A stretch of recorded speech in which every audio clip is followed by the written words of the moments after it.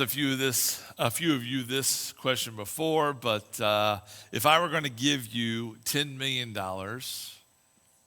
would you take it? Okay, somebody said, what's the strings, right? Yeah, somebody just said yes, right. That's the right answer, okay? Yes, give me the 10 million. But what if I said there was a string, right? What if there's one thing, on one condition, $10 million is yours, but you don't wake up tomorrow. That's it. Good deal? No. What does that mean? That means waking up tomorrow is worth $10 million. Plus, right? Tomorrow is worth at least $10 million. So maybe we should wake up with a little better attitude, right? Maybe we wake up with a little different perspective on the day. Maybe we have a little bit more of David's mindset when he wrote, "This is the day the Lord has made. Let us rejoice and be glad in it." See, life is the platform in which you experience all good things. And there's not a price tag on it, because without life, there is no possibility to experience the good. You can have all the good you want, but without life to experience it, it's not worth it. It's just not worth it. But the tough thing, since sin entered the world, which has been around a little while, that life is also the platform in which you experience the tough things. The rough things, the bad things that you've experienced, the tough experiences that you have. And history and experience have both taught us that bad things happen. And they continue to happen because we live. But history and experience has also taught us that bad things tend to look good at first, but then they actually smuggle in pain and destruction along the way some way. And our spiritual enemy loves to sneak in and smuggle in pain and destruction, especially and cover and cloak it with something that looks appealing and good on the surface, but long term it's suffering and pain. Human beings have a long history of gravitating to the shiny, appealing things at first, but then kind of having to knack of finding the trouble along the way that our enemy smuggles in. Good things look like they're going to be more difficult, at least at first. The good things in life that we really want, the things that ultimately lead to a greater reward, are oftentimes a little tougher sell on the beginning. The long-term pleasure in life, it looks like joy and fulfillment, but those are never accomplished with attractive or appealing offers at first. And wisdom is the idea that we would choose the thing that is not as appealing at first, but in the long run, it is more satisfying, that it is a better destination. But by choosing the hard thing at first, we know it's a path to the better, and it leads to fulfillment and the life that we really want. And Jesus addresses this principle a lot in his teachings.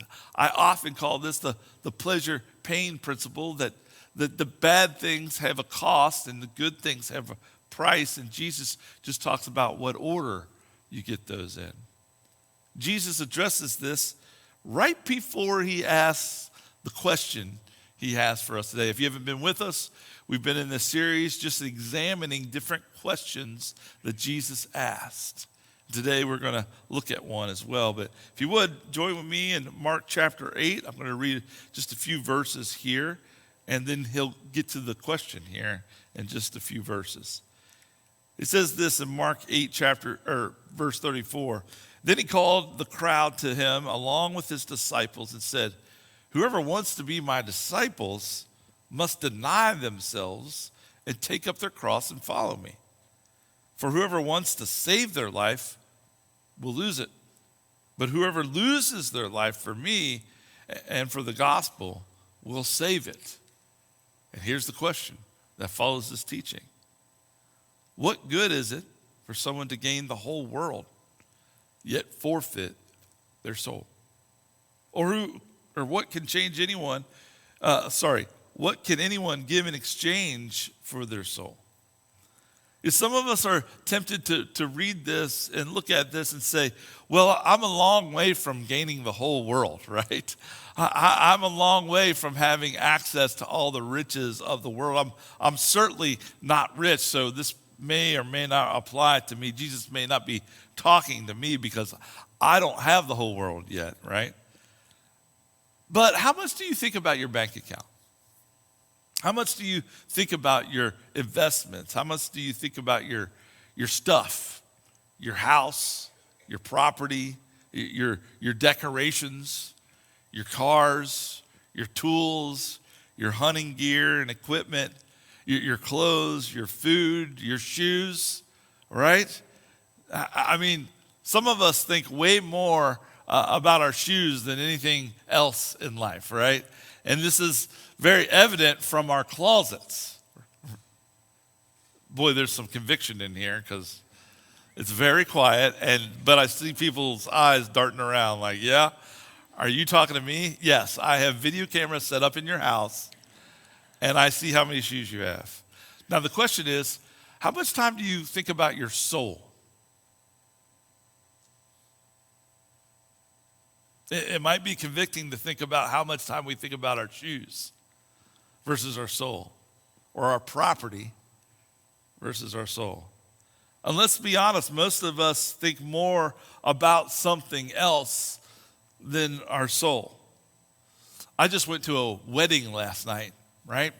Pretty fancy deal, quite frankly. It was a formal deal, and so I wore what I call my Miriam and Barium suit, right? And I'll tell you, there's on average, the statistics show that people spend 15 to 18 months preparing for weddings, and right now the average amount spent on weddings is $34,000. Now, some of you in this room bought a house for less than that at some point, right? Now,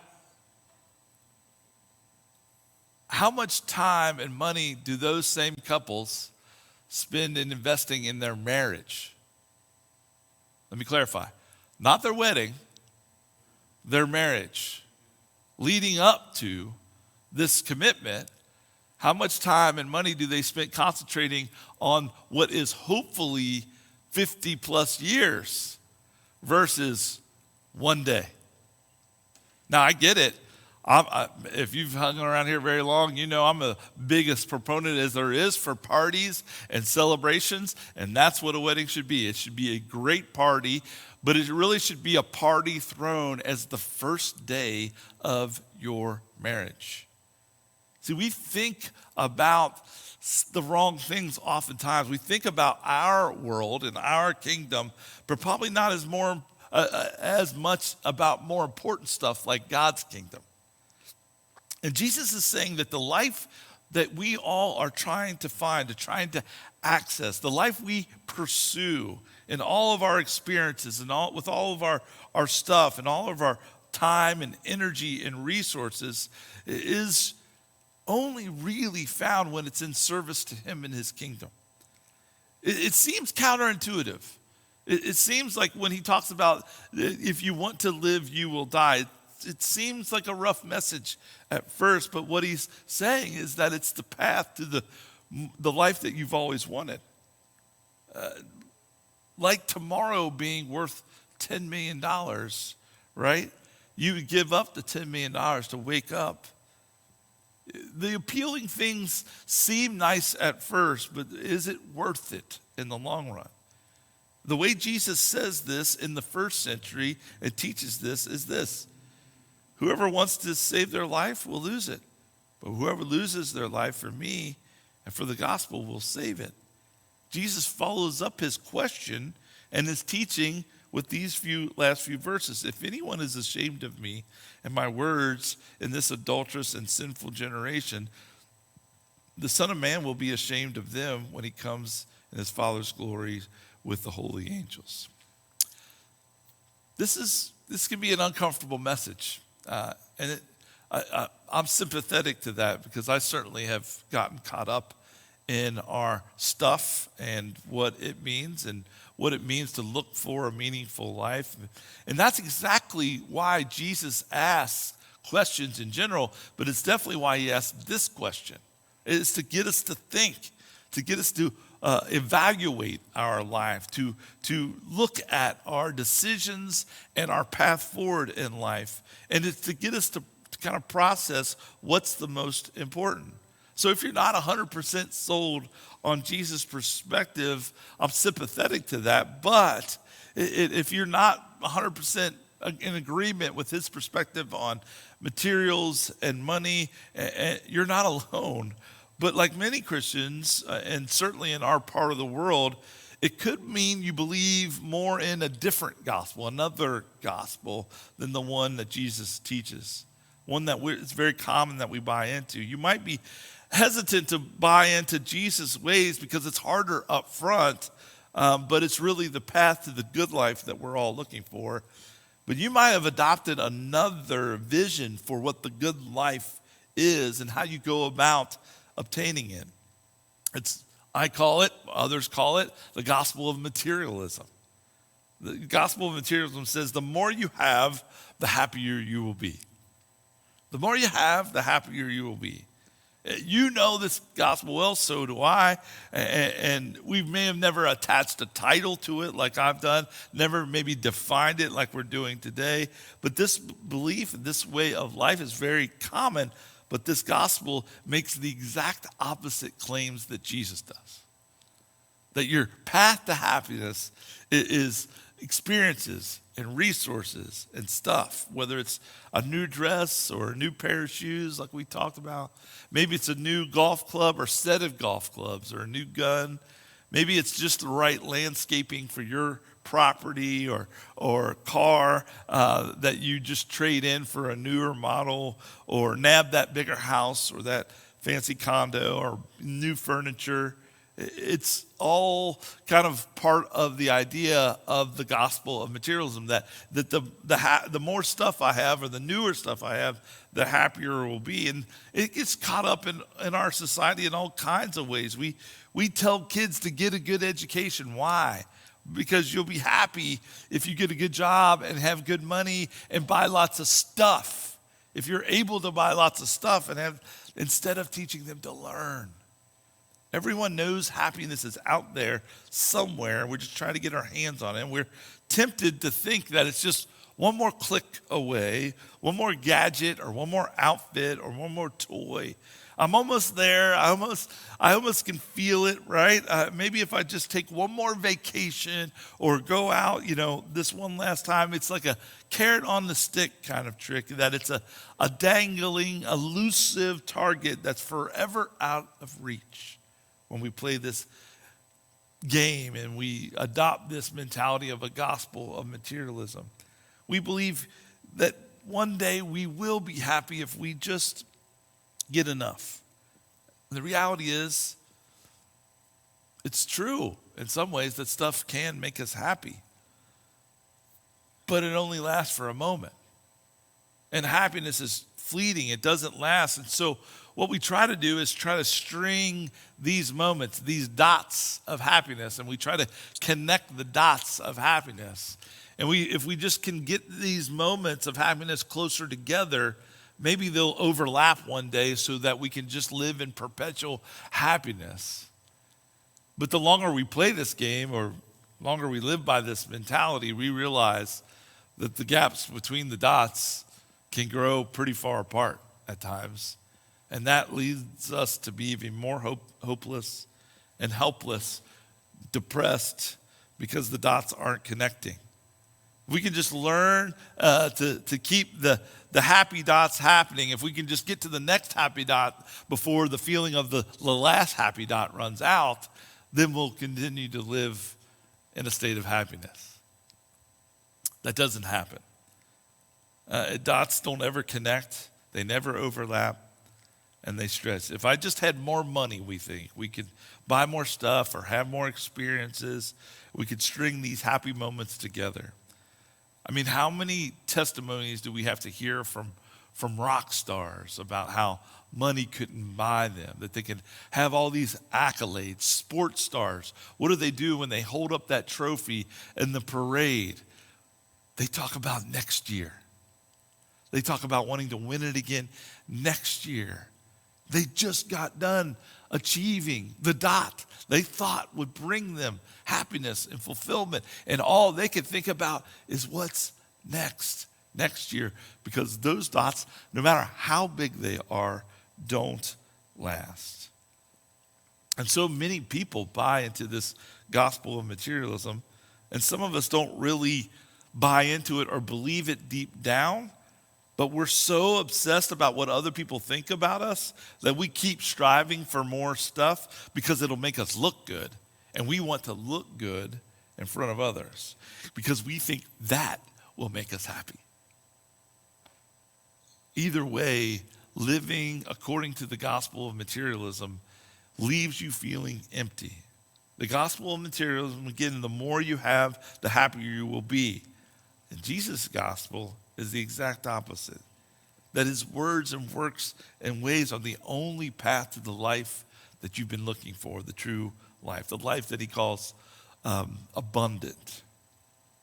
Jesus teaches and models this gospel in ways that we don't expect. He says things like, whoever wants to be my disciple must deny themselves, take up their cross, and follow me. It doesn't seem like it works, right? What are crosses for? They're for killing. They're for murder. And Jesus is saying, pick up your cross. Die daily. And so it seems like a little rough packaging, messaging at first. But he's saying the harder thing up front is the greater thing later, versus the shiny, appealing thing that looks nice now, but comes smuggling in pain and destruction later. It's this idea that when he asked this question, what good is it for someone to gain the whole world,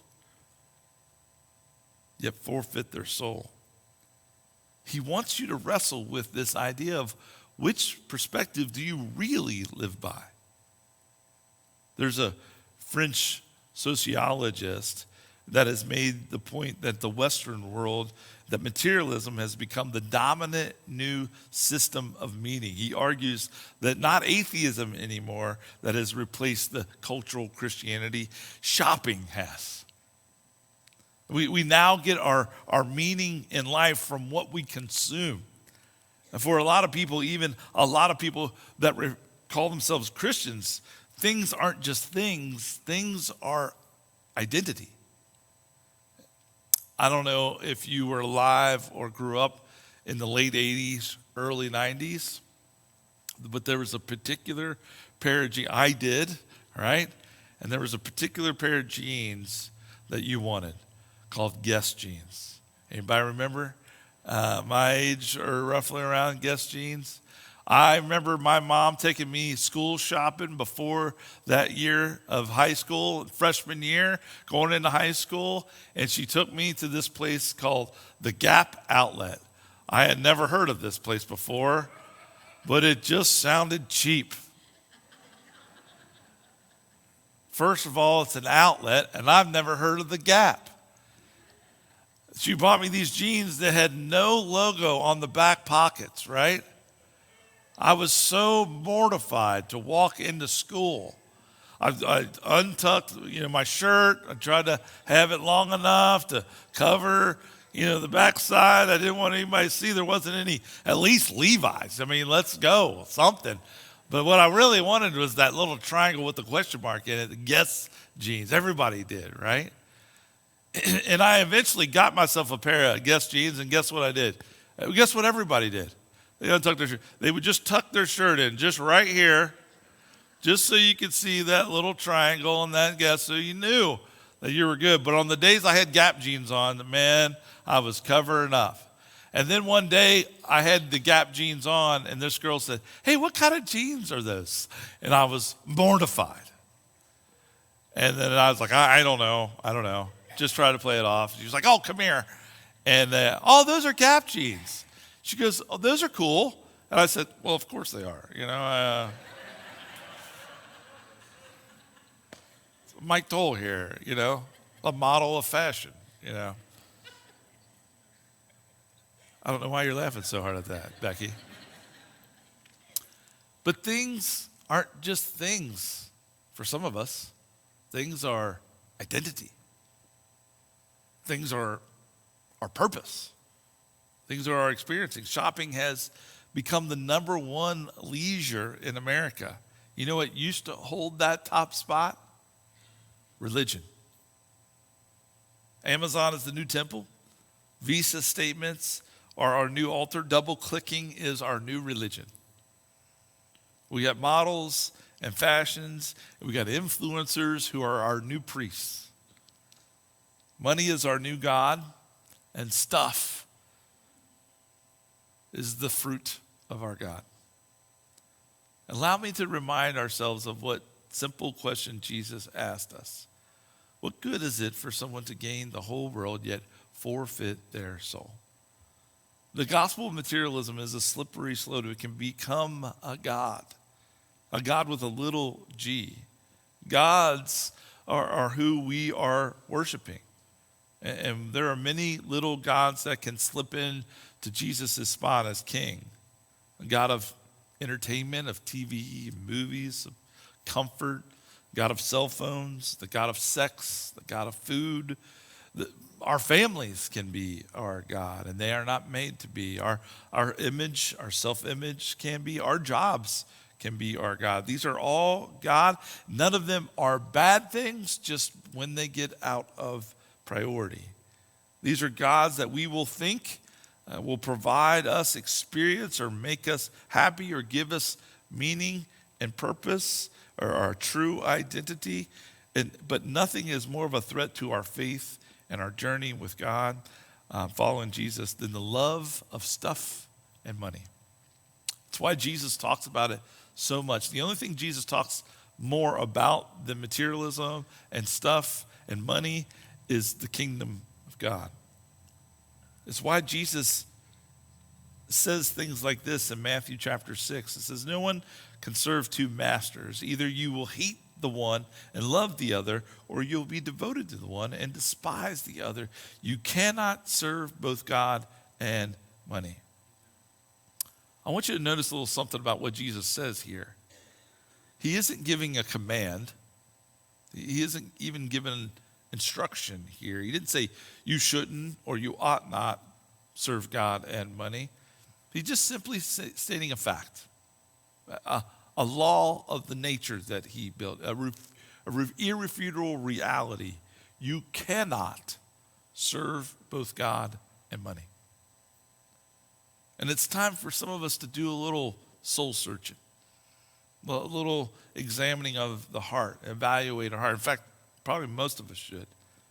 And if we were to examine our priorities, our motives, our time, and how we spend our time and energy and resources, who are we serving? Ourselves? God? Money? Something else? And that's a potentially hard truth for some of us to deal with, but this is why Jesus asked these questions. He's trying to approach it in a way that you'll consider what he's saying and not just be offended by what he's saying. And if you struggle with this, you're not alone. For many of us, this is tough news. I don't look for ways to step on toes, but Jesus has a knack of challenging us with his questions.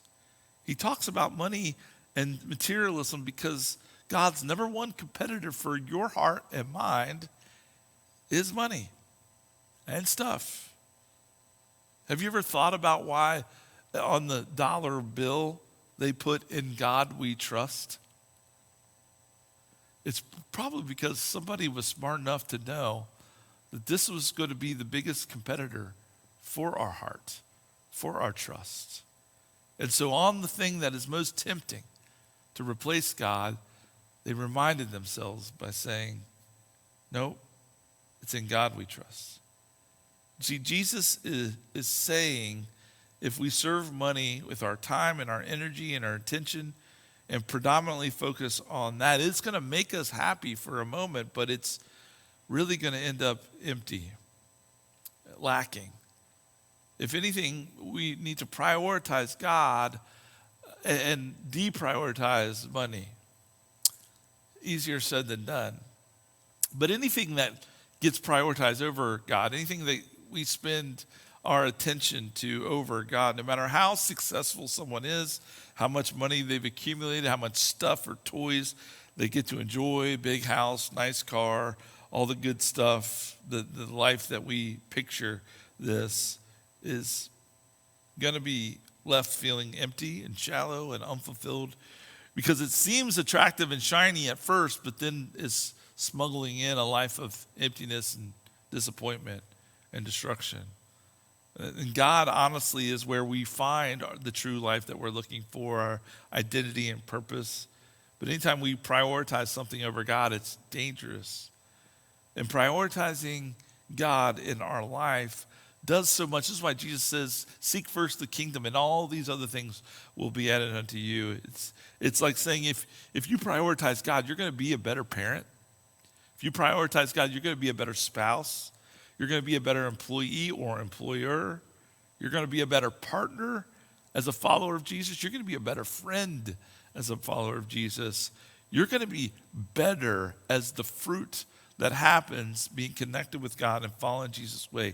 Jesus is making sure when he asks this question, when he teaches these teachings, that his disciples, the ones in the first century, as well as the ones in this room, that his disciples know that a relationship with God and trusting his words, works, and ways is the only way to the life we want, the true life, long-term, the abundant life. Not that starts someday, but that we have access to today, the life that we long for. And all the fun and adventure and experiences we think are found in money and what it can provide us is really found on the path and the trails following Jesus, not in the stuff in the world. You can talk to people about their stuff.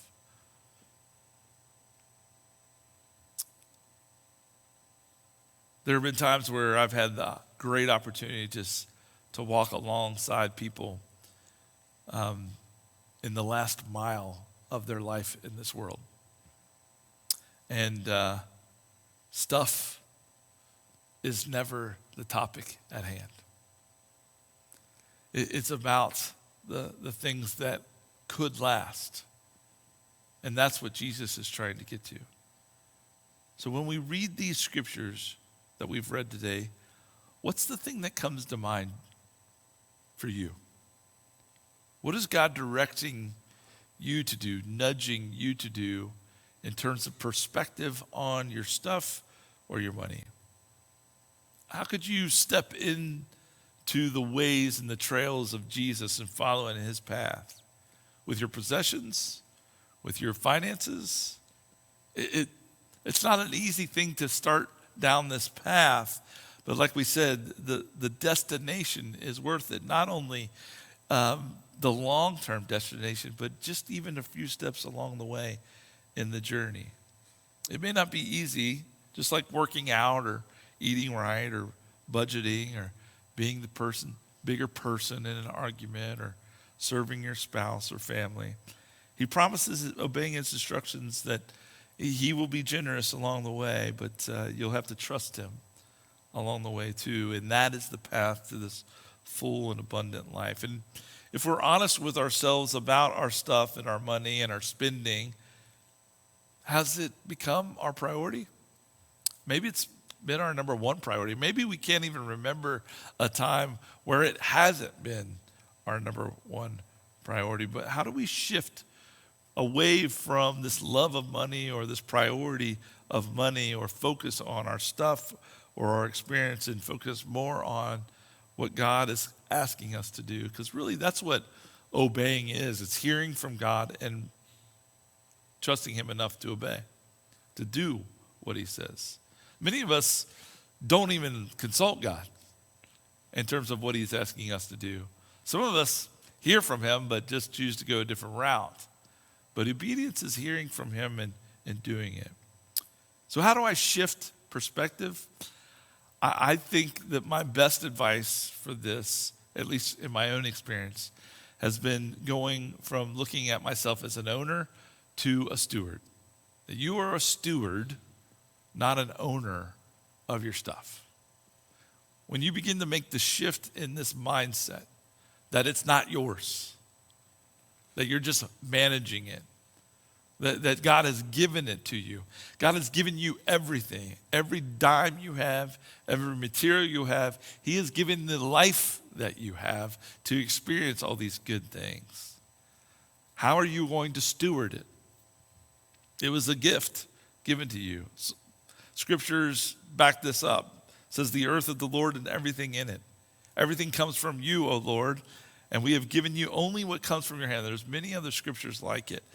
But we are stewards of our stuff, not owners. You don't own jack. So how does that change how you manage your stuff? How you manage your finances?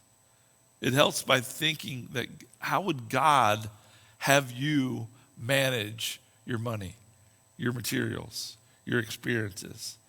How would he want you to navigate those things? He certainly wants you to take care of yourself and your family and this sort of thing, but he also wants you to be mindful of how you can be generous and take care of others, that you are a steward. Certainly there are times for celebration and vacations and all that kind of stuff where, again, we're proponents of fun and celebration and parties and taking breaks, this sort of thing.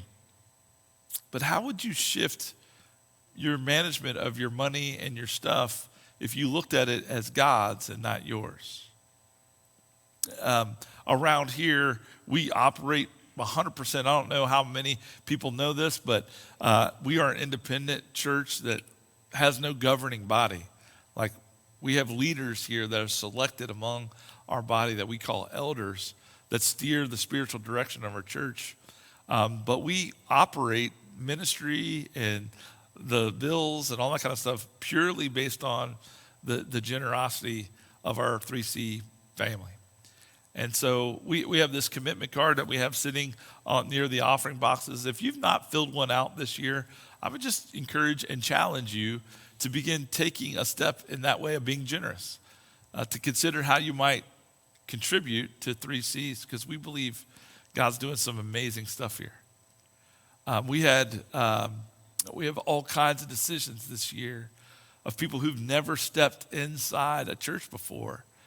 And this is what we're all about. We have 3 values here. We have external focus. We want to make sure that people that are outside feel connected and comfortable with us, whether they show up here on Sunday or whether it's where I live, work, and play throughout the week.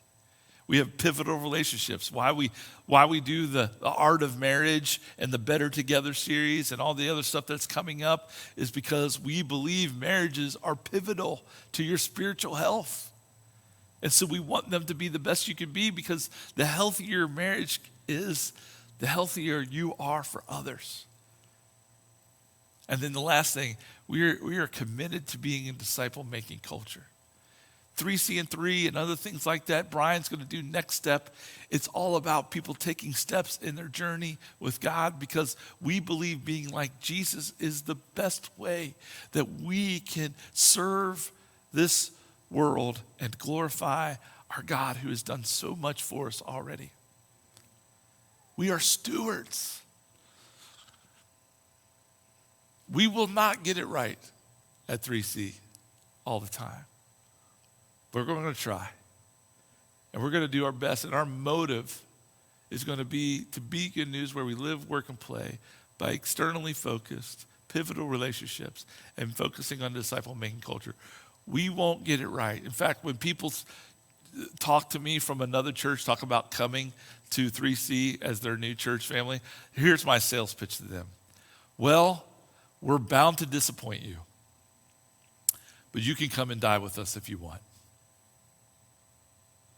Jesus says, pick up your cross daily and follow me. And this is the path to life. After all, what good is it for someone to gain the whole world, yet forfeit their soul? Pray with me. God, this is one of those subjects and questions that really penetrate our heart because it's our biggest competitor. We want to feel secure in our bank account. We want to feel confident in our investments and in our homes and our stuff. But Lord, may we realize that all doesn't last. There will be a point in our life, like the many people I've walked beside the last mile in this world, where none of that stuff matters, Lord. Only you matters, and the people that we love matter, and the people you love. And so, God, help us to put things in perspective. Help us to put things in the right priority where you are in the top spot. On a practical level, Lord, it helps us be better at everything else when you're number one. But in a faith level, Lord, may we just trust you with operating this way, that we're not stewards or we're not owners of all the stuff that's in our name. That's just a game the world plays. Lord, it's all yours.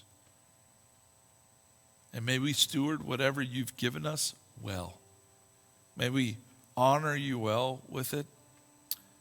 And Lord, maybe that include our lives, ourselves. What a great gift you've given us, Lord. What a lot of good things we get to experience it. And the only tough spots is things that we've brought on ourselves through our sin and not trusting you. So may we get back to the life of trusting you, because you designed it, you created it, you're the owner of it. And so may we surrender it to you as good stewards. In Jesus' name, amen.